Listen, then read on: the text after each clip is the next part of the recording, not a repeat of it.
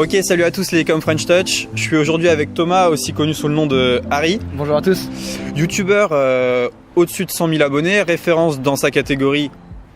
Donc je fais des vidéos sur Pokémon principalement, spécialisé dans ce domaine depuis un peu plus de 4 ans maintenant. Voilà, donc du coup, si on a Thomas aujourd'hui ici, c'est pour qu'il nous explique un peu comment il gère sa chaîne YouTube, comment il gère sa communauté. On va parler aussi un peu placement de produits, parce que je pense que c'est ce qui vous intéresse. Et on va aussi parler rémunération YouTube, combien gagnent un peu les youtubeurs, combien toi tu peux te faire comme revenu et est-ce que tu trouves qu'on se fait des revenus faramineux, est-ce que c'est un peu minimisé? Il y a beaucoup de légendes par rapport à ça sur YouTube. Exactement, voilà. Également on verra si tu travailles avec des gens ou pas qui ont des magasins physiques ou si tu connais des gens qui font des placements de produits. On pourra par exemple évoquer les tarifs. La fréquence aussi, est-ce que tu trouves qu'il y en a qui abusent au niveau des placements de produits? Je pense que tu as ta réponse par rapport à ça. Et tous ces aspects-là. Donc du coup, moi, ma première question, c'est 110 000 abonnés. Ok, combien de temps il t'a fallu pour atteindre autant de gens, pardon. 110 000 abonnés, ça fait, comme je l'ai dit, ça fait un petit peu plus de 4 ans que je fais ça. J'ai commencé en septembre 2014. Et après, ça dépend vraiment du parcours de chacun et de la manière de faire les choses. Mais en tout cas, avec ma manière de faire les choses, je pense que je suis plutôt content de cette performance des chiffres parce que j'ai pas commencé pour que j'en arrive là un jour. Comme beaucoup, j'ai commencé parce que c'est quelque chose qui m'amusait et au final très vite à petite échelle ça a marché dès le départ. Ce qui fait que j'ai pris ça au sérieux assez rapidement et ce qui fait que souvent à certaines occasions avec certaines opportunités comme les sorties de certains jeux selon le domaine. Selon les jeux, eh bien, ça peut être à certaines périodes de l'année. Dans Pokémon, c'est très souvent la fin d'année, période de Noël. Et ça, c'est des périodes qui vont vraiment booster le nombre d'abonnés. Et c'est des périodes dans lesquelles il faut vraiment y donner de sa personne parce que c'est là qu'on peut vraiment gonfler nos chiffres, quoi. Donc en fait, c'est assez cyclique. Tu as des périodes de gros boosts et des périodes un peu plus de creux où tu fais un peu, tu t'attends le prochain jeu. Ouais, c'est ça. Je m'amuse souvent à dire que youtubeur, surtout youtubeur Pokémon, c'est un métier saisonnier. Déjà parce que on attend effectivement les sorties des jeux et c'est vrai que le reste de l'année, il faut essayer de trouver d'autres idées, des choses comme ça. Il faut être un petit peu plus créatif. Et la fin d'année, elle est très importante également sur YouTube puisque faut pas oublier que la période de Noël, eh bien c'est une période où les pubs rapportent vraiment beaucoup plus. Proportionnellement par rapport au nombre de vues monétisées, les publicités rapportent beaucoup plus sur les vidéos, donc il y a d'autant plus un intérêt à faire plus de vidéos, en tout cas à faire plus de vues vers la fin de l'année. Et tu sais, sur Facebook, nous on fait pas mal de Facebook Ads. En fait, le coût des pubs, il augmente énormément décembre parce que toutes les grosses compagnies ils jettent le budget pour les pubs de Noël. Sur YouTube, c'est exactement pareil. Et donc toi, ok, donc t'en fais un peu, t'en récoltes les fruits. Bien sûr, proportionnellement au nombre de vues, il y a une différence qui peut être du simple au double, voire au triple en fonction des domaines. Effectivement, surtout dans le jeu vidéo en fait. Dans le jeu vidéo à la période de Noël, ça marche très bien. Que si je prends d'autres milieux connus sur YouTube comme le maquillage par exemple, la période de Noël, c'est pas la différence n'est pas aussi énorme par exemple. Ok, je vois.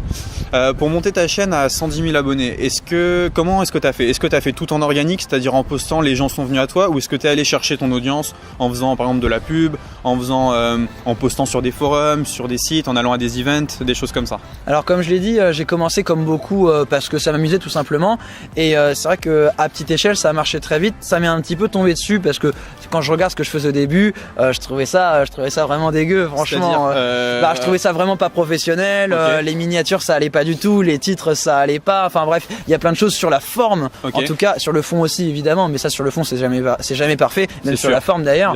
Mais en tout cas sur la forme, pour moi il y a rien qui n'allait quand j'ai commencé. Et ça c'est des choses qui s'améliorent avec le temps. Et je suis vraiment perfectionniste et c'est des choses que je veux toujours améliorer au fur et à mesure. Bien sûr, ok. Et donc du coup, quelle est ta fréquence de sortie de vidéo à peu près pour maintenir ta chaîne à un niveau d'interaction convenable, quoi? Si tu veux tout le temps avoir des vues, tout le temps gagner à peu près la même chose au niveau des pubs, etc., il faut que tu postes combien de fois par jour? Moi je m'impose, c'est pas négatif quand je dis ça, mais je m'impose de sortir une vidéo par jour. Il est très très rare qu'il y ait des jours sans vidéo. Si c'est le cas, c'est pour une raison bien précise. Pendant le mois d'août, je participais au championnat du monde Pokémon aux États-Unis et pendant cette période-là, il y a eu que quelques vidéos qui sont sorties et encore c'est quelqu'un qui les a montées pour moi parce que je pouvais pas tout faire. Je peux prendre de l'avance sur les tournages des fois, mais je peux pas non plus faire ça pour une durée illimitée, quoi. Et j'imagine que là, à ce moment-là, quand tu étais dans un gros event, il y avait une interaction qui était très forte sur ta chaîne. J'imagine que les gens suivaient les championnats du monde quand il y était. Ouais, mais j'ai beaucoup communiqué par rapport à ma participation là-bas. Mais après, faut pas oublier que le stream officiel, c'était sur la chaîne officielle, c'était pas sur ma chaîne non plus. Donc j'ai évidemment relayé le restream français, ces choses-là. Après, oui, il y a une effervescence plutôt sur les réseaux sociaux, plus que sur YouTube véritablement. Évidemment, il y a toujours plein d'encouragements dans les commentaires, etc. Mais c'est plus sur les réseaux sociaux que je vais voir un peu de ferveur, on va dire. Et t'as pris un peu, tu fais plus figure d'autorité en disant j'ai fait les championnats du monde. J'imagine que là, ça fait ouais, vis-à-vis de ton audience, c'est une preuve de sérieux, quoi. Ouais, c'est un gage de qualité. Et je pense que c'est mon créneau puisque je suis spécialisé dans les compétitions, même si évidemment il n'y a pas que ça, parce que les compétitions, tout le monde ne s'intéresse pas aux compétitions. C'est important de savoir diversifier. Je pense qu'on va en parler après. Il faut savoir diversifier un petit peu. C'est pas quelque chose que je fais énormément diversifier, mais en tout cas, les compétitions, c'est mon créneau et c'est un gage de qualité qu'on peut pas retrouver ailleurs sur une chaîne francophone et sur très très peu de chaînes dans le reste du monde d'ailleurs. Ok, pas de souci. Maintenant, on va passer à la création de contenu. Alors, création de contenu, tu m'as dit à peu près une vidéo par jour. Ouais. Tes idées, tu les trouves comment? Est-ce que tu cherches à ranker sur des mots-clés spéciaux? Est-ce que tu cherches à mettre des titres qui attirent? Ou alors tu fais un peu comme ça te vient? Alors, faut pas oublier que sur YouTube... Alors sur YouTube, le nerf de la guerre quand on commence, et c'est surtout quand on commence, c'est les tags. Okay, les tags, c'est super important. Je pense que c'est comme ça sur beaucoup de sites. Les tags, c'est très important au début parce que au début, tu tombes pas par hasard dans les suggestions de vidéos de quelqu'un qui a 1 million d'abonnés. Non, ça arrive pas comme ça. Donc au début, les tags, c'est vraiment important. Mais une fois qu'il y a une base de vues qui va se faire, là tu vas finir par tomber dans les suggestions de personnes qui vont avoir les mêmes mots-clés que toi, et si tu as un certain nombre de vidéos avec un tel nombre de mots-clés, tu vas suffisamment arriver dans les suggestions pour qu'il y ait cet effet boule de neige, ce snowball, on dit le snowball dans le jeu vidéo, pour qu'il y ait ce snowball, et au final les tags, je fais toujours attention, mais c'est important surtout au début, je pense. D'accord, ok. Donc mettre un maximum de tags ou plutôt les ranker ou plutôt choisir ces tags minutieusement? Ça coûte rien de mettre plus de tags, en tout cas à ma connaissance. Après c'est vrai que l'algorithme YouTube, tout ça c'est toujours un petit peu mystérieux, et peut-être que proportionnellement sur le nombre de tags on peut peut-être se faire avoir, mais je crois pas trop à ces choses là. Moi j'ai pas peur de mettre énormément de tags, je mets toujours des tags qui correspondent évidemment à la vidéo. Après j'ai beaucoup de tags automatiques entre guillemets que j'ai pas besoin de retaper manuellement. Dès que j'upload une vidéo, ces tags là ils sont mis automatiquement. Comme ton nom, le nom mon de ta pseudo, chaîne. voilà, des fois il y a certains mots, même pour l'anecdote, il y en a même qui mettent certains mots avec des orthographes différentes parce qu'il y en a qui vont souvent faire une faute d'orthographe sur tel ou tel mot, et du coup ils vont faire exprès de mettre dans les tags le mot mal orthographié histoire de récupérer même ceux qui vont faire des erreurs de frappe en recherchant. Pas mal. Je sais que dans le marketing il y en a qui mettent le nom de leur concurrent en tag pour ranker au-dessus d'eux, tu vois. Il y a des histoires comme ça, il y a eu des sales histoires il y a quelques années sur certains youtubeurs qui mettaient le nom des youtubeurs qui marchaient le mieux dans leur tag alors que ces youtubeurs étaient absolument pas impliqués dans la vidéo de ces derniers. Ouais, c'est des petites astuces SEO pour ranker au-dessus. Ouais, après ça dépend de chacun. Moi je fais pas ce genre de choses, mais c'est vrai que c'est toujours amusant quand on entend parler de ce genre d'histoire. Ça me fait rire, ouais. Moi il y avait même une vidéo, tu vois, où j'avais regardé les tags et il y avait le nom d'un concurrent avec escroc collé. Je me suis dit, ça va vraiment loin pour. Je vais pas dire qui c'est, mais ça va vraiment loin à ce niveau-là. C'est le jeu quelque part. Non, c'est clair, si le but est d'être en première page, effectivement tout est permis. Nous on utilise TubeBuddy, je sais pas si tu connais. Non, je connais pas. En gros, ça donne des mots-clés par rapport à ton titre. Je sais qu'il y a pas mal d'extensions navigateurs pour ces choses-là. Je m'en sers pas parce que j'ai mes habitudes et j'ai une mémoire musculaire incroyable sur certains mots parce que je les tape au moins une fois par jour. Donc au final, au bout d'un moment, c'est un petit peu toujours la même chose qui revient, quoi. Ouais, j'imagine. Du coup, tu m'as dit YouTube. Toi, imaginons demain YouTube, ça s'arrête, une raison mystérieuse où tu te fais déranker. Est-ce que tu as des backups? Est-ce que tu as d'autres canaux où véhiculer ton contenu à tes abonnés? Alors, j'ai deux choses à dire par rapport à ça. La première, c'est que je fais pas que YouTube, je fais mes lives. Il y avait Twitch. Je les fais sur Twitch, exactement. Donc j'ai une communauté, j'ai une centaine de subs. Donc les subs, c'est les gens qui vont payer un abonnement pour avoir des avantages sur la chaîne. Et là-dessus, quand quelqu'un paye un sub, il va payer 5 €. Twitch va récupérer la moitié et vous allez récupérer la moitié. La moitié quand même. Bon, après, il faut compter les taxes, etc. Mais donc il reste un quart. Voilà, c'est ça l'idée. Mais ça fait toujours une base de revenus, donc il n'y a pas que YouTube. Mais de l'autre côté, moi je vois les choses d'une certaine manière, c'est que j'ai pas de plan B. Parce que pour moi, l'existence du plan B, c'est l'aveu d'échec du plan A. Pour moi, mon plan A, il marche, il va marcher, il va continuer à marcher. Et c'est une philosophie. Ça peut peut-être paraître risqué, mais ça montre aussi que je suis très impliqué dans ce que je fais et que je crois énormément à mon projet. Non, bien sûr, non, c'est clair. Alors, nous, tu sais, on a un groupe Facebook qui a 27 000 personnes. Ce qu'on a fait, c'est qu'on a un peu joué avec Facebook pour faire augmenter beaucoup ce nombre de personnes. Tu vois, pour qu'on nous trouve beaucoup plus facilement. Ce qui fait que c'était à la limite de on s'est dit un jour Facebook va nous fermer ce groupe. Ce qui fait qu'on a tout, on est parti sur des emails, on est parti sur le chatbot Messenger, on est parti sur YouTube, un blog, etc. Pour si le groupe ferme, on se dit bon ok, on a sauvé le principal et on peut réamorcer. Après toi, c'est vrai que si tu suis tout, je veux dire si t'as rien à te reprocher, si tu gros sacs pas YouTube. Il n'y a pas de raison qu'ils te ferment ta chaîne du jour au lendemain. Je fais les choses, je fais attention. Donc, on entend plein d'histoires de youtubeurs où les mecs se réveillent et il n'y a plus de chaîne, quoi. Ouais, bien sûr, mais après, il faut pas oublier que le nombre d'abonnés, c'est une chose, mais ce qui fait qu'on va être rémunéré, c'est les vues, c'est la pub. Le nombre d'abonnés, il est hyper relatif et théoriquement il veut rien dire le nombre d'abonnés parce qu'il y a des gens ils ont 300 000 abonnés et ils font que 8 000 vues par vidéo. Il y a des gens ils ont 50 000 abonnés, ils font 20 000 vues par vidéo, donc c'est super relatif. Et si admettons une chaîne du jour au lendemain elle disparaît comme ça, si elle doit être recréée de toutes pièces ou elle doit partir sur Twitch par exemple, suivre tout de suite. Le nombre, c'est pas le nombre d'abonnés qui va compter, c'est le nombre de gens qui regardent habituellement au moment où la chaîne a disparu en fait qui va vraiment compter. Moi je vois les choses comme ça. Je comprends aussi. Ouais, non, c'est carrément. Je sais qu'il y avait un truc avec YouTube, là, il y avait un petit conflit en ce moment. Ouais, l'histoire de l'article 13, je pense que c'est ça dont tu veux parler. Exactement. Toi, t'es pas concerné ? On est tous concernés au final parce que techniquement, on est presque absolument tous concernés. Limite, celui qui fait une vidéo dans son salon et qui discute alors que techniquement, il prend le contenu de personnes. Techniquement, on peut venir le faire chier pour certaines raisons. Enfin, après, je suis pas expert du sujet, j'ai essayé de me renseigner un petit peu et j'ai vu que visiblement, presque n'importe qui pouvait se faire avoir par ça. Il y avait un gros lobbying de YouTube pour mais le lobbying sera trop fort de ce côté-là. Il y a des dizaines de milliers d'emplois qui sont en jeu. Alors des dizaines de milliers, si on voit dans l'indirect, évidemment, dans le direct, ce sont que des milliers.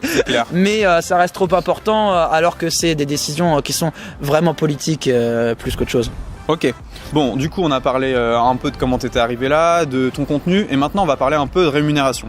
Alors toi, comment tu te rémunères en tant que youtubeur à 100 000 abonnés ? Est-ce que tu roules sur l'or ? Est-ce que tu gagnes pas d'argent ? Enfin, t'en es où à peu près et comment tu arrives à monétiser cette chaîne ? Alors, une chaîne YouTube, elle va rapporter de l'argent à partir du moment où vous allez monétiser vos vidéos, à partir du moment où il va y avoir des pubs sur vos vidéos. Ça peut être les pubs qui sont au début de la vidéo ou même pendant la vidéo, ce qu'on appelle les mid-rolls. Ça, on peut les ajouter que si la vidéo dure au moins 10 minutes. Et on peut les ajouter plus ou moins quand on veut, mais il y a quand même des limites puisque YouTube nous empêche de voir plus d'une pub toutes les 5 minutes. Il y a des histoires comme ça, histoire de limiter un petit peu. Parce que quand on regarde la barre et qu'on voit les petits points jaunes, ça c'est l'endroit où la chaîne a décidé de mettre son mid-roll. Sauf que si une chaîne, si un youtubeur décide de mettre des mid-rolls partout, heureusement on les verra pas tous parce que sinon ça pourrait être un enfer et il y en a qui en abuseraient. Bien sûr. Surtout chez John Public qui souvent n'a pas de bloqueur de pub comme Adblock évidemment. Et ça permettrait des abus comme ça. Mais ça heureusement ça marche pas comme ça. Ça a augmenté la fréquence des pubs, j'ai l'impression sur YouTube il y a peu. Parce que j'ai l'impression qu'avant on en avait une par vidéo, peut-être deux. Là c'est tous les 10 minutes tu peux potentiellement avoir une pub si... Je pense que les youtubeurs ont adapté leur format de vidéo au système des mid-rolls. Il y a beaucoup de vidéos qui maintenant durent plus de 10 minutes. En fait, maintenant il y a très peu de vidéos qui durent entre 6 et 10 minutes.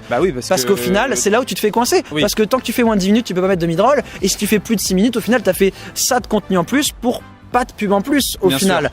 Donc au-delà des 10 minutes, tu peux mettre des mid-rolls. Tant mieux. Et du coup les formats ça dépend des jeux mais en tout cas moi dans Pokémon un combat ça va durer entre 12 et 18 minutes donc c'est pas mal en termes de format. Si c'est 12 minutes je vais mettre qu'un seul mid-roll, si c'est plutôt 18 minutes je vais en mettre deux. Voilà, parce que je veux pas que ça casse l'expérience du viewer. Exactement. Parce que sinon ça exaspère, au final ça incite à mettre Adblock au final, donc ça peut être même contre-productif mais il faut bien se rémunérer à un moment. C'est ça qui est étrange, c'est que Adblock, il y a pas mal de sites qui le détectent. Je vois par exemple le site de l'équipe, si tu mets Adblock, et ils te disent carton rouge, enlever Adblock. C'est ça. Et YouTube ne le fait pas, ça. Je pense qu'il y aurait une levée de bouclier de part de. Il y aurait, je pense.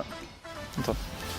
il y aurait, je pense, un tollé général dans ce cas-là. Après, ça a été fait sur certains sites. Je sais que sur Twitch, Adblock ne fonctionne plus ou presque plus, Carrément. notamment. Après, la communauté Twitch est plus âgée, plus compréhensive, et peut-être aussi plus respectueuse des créateurs de contenu, alors que sur YouTube, c'est un petit peu plus la foire à tout, on va dire ça comme ça. C'est clair. Et ouais, je pense que sur YouTube, c'est un petit peu trop sensible parce que c'est la plus grosse plateforme mondiale de visionnage de contenu, hein, C'est si clair. on veut vraiment parler de manière moi, générale. Sur l'équipe, je l'ai enlevé par exemple, tu vois. Ouais. Ça m'a forcé à l'enlever pour voir les articles. Donc peut-être que tu garderais que les gens, je sais pas. Après, sur l'équipe, t'es pas obligé de voir une vidéo si tu veux regarder une vidéo. Bien sûr. Oui, tu vas avoir un bandeau sur le côté ou en haut, mais ça va pas t'empêcher de voir qui est le 15e de Ligue 1, quoi. C'est clair. Je suis Alors d'accord que avec pour toi. regarder une vidéo, effectivement, tu vas devoir passer 5 secondes pour pouvoir ignorer l'annonce, ou si t'as pas la main sur la souris, tu vas peut-être devoir attendre 20 secondes pour regarder ta vidéo. Justement, si un de tes abonnés ignore l'annonce, est-ce que t'es payé? Alors oui, je suis payé.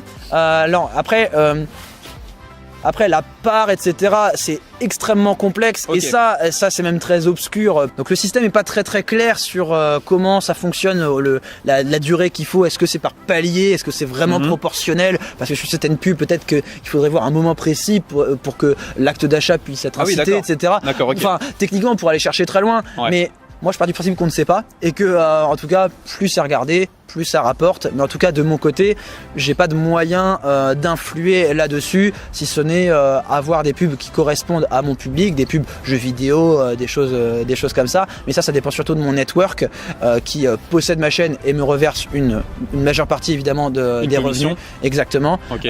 Mais c'est plus à eux qu'il faut demander. Et encore, même eux, c'est peut-être difficile Ils pour te le répondre à diraient cette peut-être question. Ouais, je pense surtout que c'est très compliqué à savoir. Ok.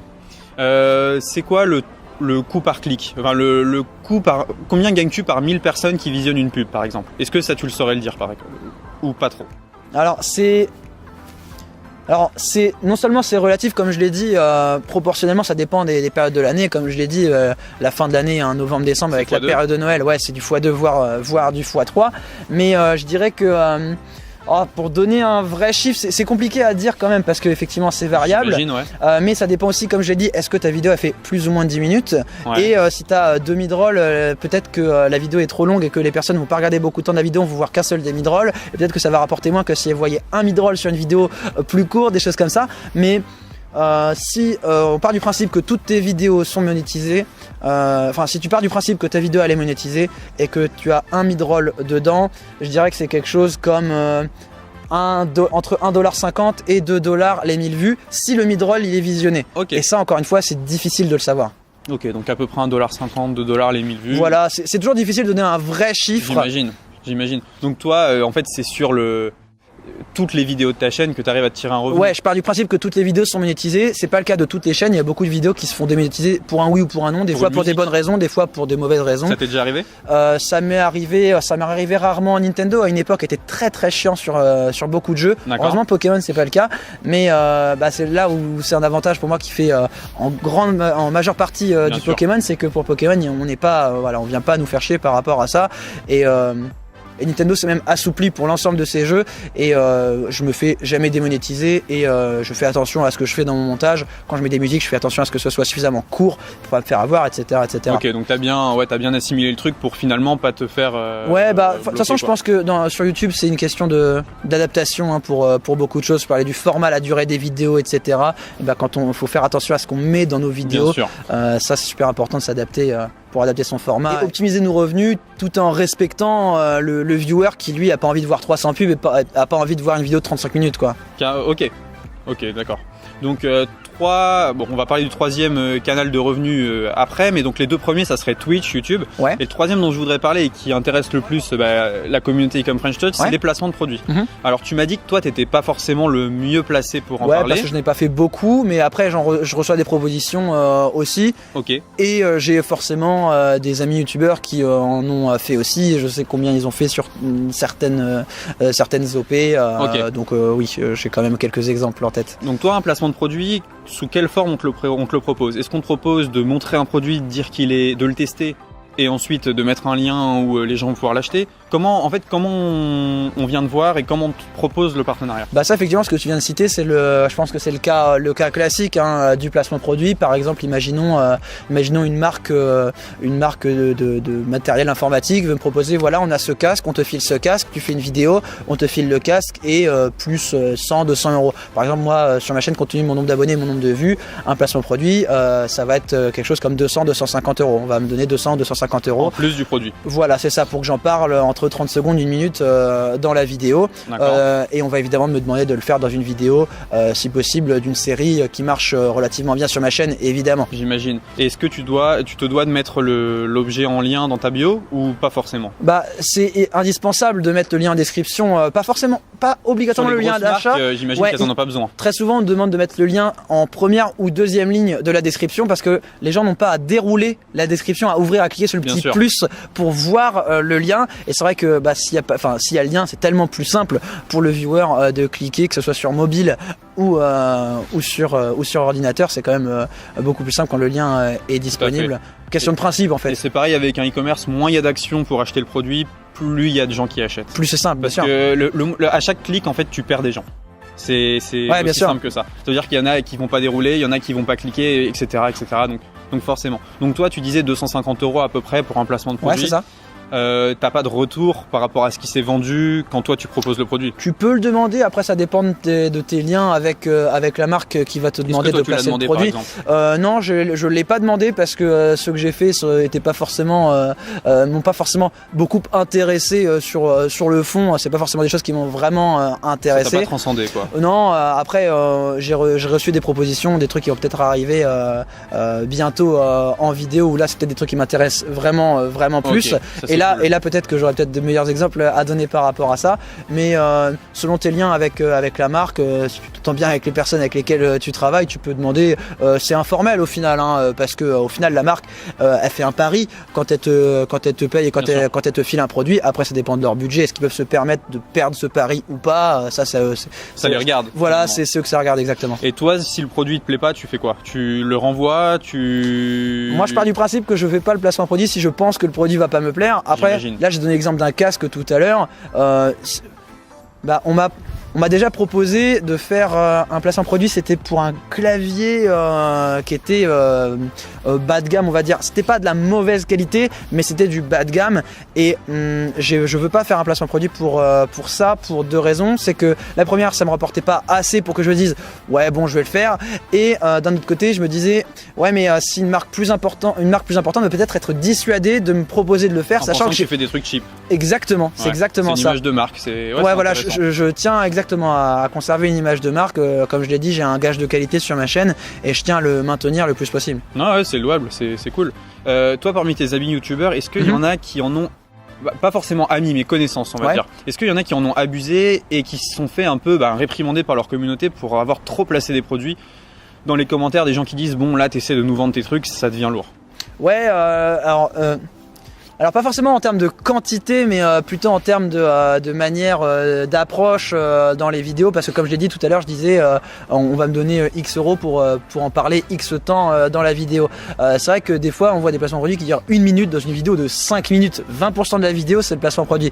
Bon, sur 5 minutes c'est vrai que c'est un petit peu le mec qui regarde une pub quoi. Exactement, au final il regarde la vidéo juste pour ça, il n'est pas venu pour ça, parce que on doit toujours préciser que c'est un placement produit, hein. C'est toujours marqué en bas à gauche, inclut une présentation commerciale. J'ai plus le terme exact, j'en excuse, mais c'est toujours précisé. Sur Instagram aussi c'est obligatoire maintenant, tu dois voir les gros Instagrammeurs, il y a écrit je crois que c'est dans la bio, hashtag sponsor, des choses comme ça. C'est important. Et l'exemple que j'ai en tête, c'est une marque qui a pas forcément une très bonne réputation par rapport à des produits alimentaires. Je vais pas aller plus loin, mais ça peut se deviner de qui c'est. Ils ont pas forcément une très bonne réputation. Moi j'ai rien contre eux personnellement, je vois qui c'est. Mais ils ont pas forcément une très bonne réputation, et c'est vrai qu'un ami à moi il s'est pas mal fait bâche par rapport à ça, alors qu'au final il n'est pas du tout malhonnête ou quoi que ce soit. Il fait un placement produit sur un produit qu'il consomme réellement et qui conseille, mais après la manière a pas été forcément la meilleure quoi. Ouais, parce que ça marche vraiment très très bien les placements de produits. Il faut savoir que quand une marque elle investit sur un influenceur, ça peut être du x10, x20. Ça peut très très bien marcher. En fait, je pense que le pari vaut toujours le coup parce qu'il y a toujours un minimum de retour sur investissement. De toute façon, la marque sait combien elle paye. Enfin, aucune marque va se jeter dans l'inconnu pour. Et 250 € pour une marque qui est vraiment en place. Exactement. C'est que dalle, voilà, c'est pas grand chose par rapport à leur budget com. Et je pense vraiment que les influenceurs, je pense que c'est des investissements qui sont pas forcément très importants mais qui peuvent être facilement rentables. Et en plus, au-delà de ça, peut-être qu'ils vont pas acheter en voyant ton lien, mais 2 semaines après, en se baladant au magasin, ils vont acheter grâce à toi. Et donc quand tu me disais, est-ce que tu sais quel retour il y a eu par rapport aux ventes, tu le sais il est peut-être pas direct aussi. C'est clair. Il y a pas mal de gens qui se disent, mon youtubeur préféré a acheté ça, je vais demander à mes parents. Des fois c'est parce qu'il a vu pas une seule pub mais plusieurs ailleurs et il s'est dit, ah oui effectivement j'avais entendu parler de ça et là je vais peut-être m'intéresser à ce produit, je vais peut-être aller l'acheter. Ok, d'accord. Donc je vais un peu te demander quels sont tes plans futurs, est-ce que tu comptes te développer? J'ai vu que tu avais fait un compte Instagram il y a peu de temps, qui a presque 1000 abonnés. Ouais. Je me suis renseigné. On y est peut-être aujourd'hui, on va vérifier. Donc ça, il augmente grâce à ton YouTube. J'imagine que tu as mis le lien dans ton chaîne YouTube. Ça m'arrive de temps en temps de préciser sur Twitter, de dire oui, oubliez pas, je suis sur Instagram maintenant parce que. Donc tu as Twitter aussi. Ouais, je suis sur Twitter, c'est là où je suis le plus actif. J'ai un petit peu moins de 8000 abonnés sur Twitter. Pour 100 000 abonnés sur YouTube, bon, j'ai un peu moins, c'est un peu moins de 75%. Peut mieux faire sur Twitter. Après, c'est le canal sur lequel je publie le plus. J'avais une page Facebook avant. Tu l'as fermée? Que j'ai supprimée pour plusieurs raisons. La première, c'est que je m'en occupais pas vraiment, honnêtement. Je m'en occupais pas non seulement parce que Facebook, c'est pas, je suis plus Twitter que Facebook moi personnellement. Ouais. Et en plus parce que les gens ont pas beaucoup suivi sur Facebook. Enfin, j'avais même pas 2000 likes sur ma page Facebook pour 100 000 abonnés sur YouTube. Ça fait vraiment très très peu. Si tu postes rien, c'est normal qu'ils aillent là où tu postes. Ouais, et puis voilà, comme j'ai dit, je suis plus Twitter, donc je suis plus dans l'instantané de Twitter et du coup c'est là que je poste le plus et que je discute aussi. Je suis vachement accessible sur Twitter, alors que les messages privés sur Facebook étaient parfois un petit peu étranges. Des fois, on reçoit des trucs un petit peu bizarres sur Facebook et il n'y a pas vraiment d'opportunité professionnelle de part Facebook non plus. Donc j'ai préféré arrêter la page Facebook plutôt que de passer. Le peu de temps que j'y passais ne valait pas le coup puisque j'avais pas assez de rebonds sur ma chaîne YouTube de par Facebook. Et par Twitter, tu arrives à drainer du monde de Twitter vers ta chaîne. De Twitter, la part était vraiment plus importante et de toute manière, c'est le réseau social sur lequel je suis le plus actif. Donc, dans tous les cas, donc naturellement, quand je poste une vidéo, je vais tweeter avec un petit message qui fait un petit peu envie d'aller voir la vidéo, un peu différent du titre, histoire de faire envie, quoi. Ok. On va conclure. C'est quoi le futur de la chaîne YouTube Harry? Sur la chaîne YouTube Harry, vous allez continuer à voir du Pokémon Let's Go, un jeu qui est sorti il y a un petit peu plus d'un mois à l'heure où on parle, il y a un mois tout pile. La compétition va revenir aussi un petit peu sur ma chaîne parce qu'avec Let's Go ça s'éclipse un petit peu, sans rentrer dans le détail. La compétition c'est là où, comme je l'ai dit tout à l'heure, c'est là où je suis vraiment spécialisé. Et comme il y a beaucoup de nouvelles personnes avec les derniers jeux, il y en a à l'âge qu'ils ont, un petit peu plus grand que le public YouTube typique, on va dire, il s'intéresse à la compétition parce qu'à son âge, il se dit jouer à Pokémon, c'est simplifier les choses. Maintenant, à l'extrême que de dire c'est pour les enfants, mais il y en a qui disent j'aimerais bien justifier le fait que j'y joue et du coup ils s'intéressent à la compétition et du coup ils sont évidemment les bienvenus. Donc sur YouTube évidemment toujours au moins une vidéo par jour bien entendu et aussi les lives sur Twitch évidemment. Sans limite de temps, tu te fixes pas une limite à un moment je vais freiner, c'est pour l'instant je fais, on verra. Non, ce sera que plus parce que c'est vrai que je vais bientôt pouvoir m'installer, donc je vais pouvoir la fibre etc, plus de limites par rapport à internet, ces choses là, donc je vais pouvoir live beaucoup plus fréquemment, je vais pouvoir bien développer ma chaîne Twitch et faire le lien entre Twitch et YouTube, puisque Twitch, les live Twitch, ça permet de faire des best-of sur YouTube, des best-of de live, des choses comme ça. Donc c'est important de faire le lien entre YouTube Twitch, parce qu'il y a des gens qui regardent tous mes lives, ils regardent pas du tout de vidéos, et inversement. Donc c'est important de savoir faire le lien entre les deux. Croiser les audiences, ça peut être sympa. Exactement. Ok. Et niveau réseaux sociaux, donc toujours concentré sur YouTube et augmenter ta chaîne petit à petit. C'est ça, des réseaux sociaux, toujours comme j'ai dit, Twitter, je suis vraiment très très actif. Instagram, je l'ai commencé parce que par la lassitude de Snapchat, comme T'avais Snapchat comme aussi? beaucoup. Ouais, j'étais sur Snapchat, j'avais mes stories étaient publiques pour les abonnés sur Snapchat, et avec la mise à jour qu'il y a eu il y a à peu près un an, je sais plus exactement, bon, Snapchat s'écroule totalement, mes stories faisaient 2 fois moins de vues, c'était absolument terrible. Et sur Instagram, j'ai trouvé un confort, j'aime bien le principe de Instagram. Ouais, c'est qualitatif en plus. Et j'espère qu'avec le temps ça pourra servir pour l'influence, on va dire. Pour les petits swipe up, il faut 10 000 abonnés. Bien sûr, mais... et ouais, voilà, c'est ça mon problème. Parce que j'aimerais bien, je préviens toujours pour mes lives, mais je peux pas encore mettre le lien, donc ça m'embête. Bon, ça va venir, vivement les 10 000 sur Instagram du coup. Petite question, est-ce que tu vas recevoir le petit YouTube, le trophée? Ouais. Le trophée. Bah, normalement c'est YouTube qui est censé me contacter pour ça, j'attends encore. Mais bon, ça devrait arriver, je pense que d'ici les 2 prochains mois, ils m'auront déjà contacté à mon avis. Bon, super, tu feras une petite vidéo pour... Évidemment. C'est un accomplissement important, donc bien sûr. Si jamais il y a des gens de la chaîne qui veulent te contacter, peut-être pourquoi pas pour un partenariat, ton mail, on le trouve où? Mon mail, vous pouvez le trouver très facilement sur mon Twitter, Contact Pro, ou alors sur ma chaîne YouTube. Suffit de cliquer, il y a un petit captcha pour le voir, hein, c'est pour éviter les bots. Voilà, tout simplement. H-A-R-I. Harry, ma chaîne YouTube H-A-R-I. Tapez Harry Pokémon si vous avez du mal à trouver. Voilà, vous trouverez très facilement. Surtout qu'en ce moment ça marche bien, donc je pense que je suis bien référencé ces derniers temps. Ok, et ben merci Thomas. Bah écoute, merci Super à toi. Échange et j'espère que ça vous a plu. On va faire de plus en plus d'interviews comme ça. On va essayer de rencontrer des youtubeurs, des blogueurs. Plusieurs youtubeurs business, et là un youtubeur qui avait 100 000 abonnés, donc c'était super intéressant. Et je le remercie d'être venu, et on se dit à bientôt pour une prochaine vidéo. Au revoir.